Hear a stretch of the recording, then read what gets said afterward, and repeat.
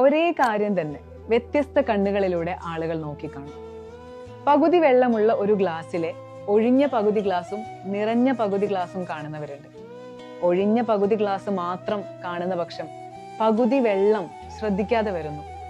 പകുതി നിറഞ്ഞ ഗ്ലാസ് ശ്രദ്ധിക്കുന്ന പക്ഷം പകുതി ഇല്ലായ്മ കൊണ്ടുള്ള പ്രയാസം നാം മറക്കുന്നു.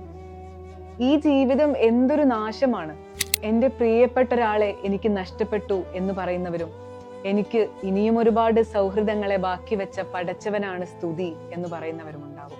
എൻ്റെ വീട് എത്ര ചെറുത് എന്ന് പരിഭവപ്പെടുന്നവരും, അൽഹംദുലില്ലാ എനിക്ക് കിടക്കാൻ ഒരു വീടുണ്ടല്ലോ എന്ന ആശ്വാസം കൊള്ളുന്നവരും നമുക്കിടയിലുണ്ട്. എല്ലാ കാര്യങ്ങൾക്കും ഇത്തരത്തിൽ ദ്വിമുഖങ്ങൾ കാണാം. ഇവയെല്ലാം ചന്ദ്രനെ പോലെയാണ്. ഒരു ഭാഗം പ്രകാശപൂരിതവും മറ്റൊന്ന് ഇരുണ്ടതുമാകും. തെറ്റു മാത്രം കാണുന്ന സ്വഭാവക്കാർ അതിന്റെ ഇരുണ്ട ഭാഗം മാത്രമേ കാണൂ.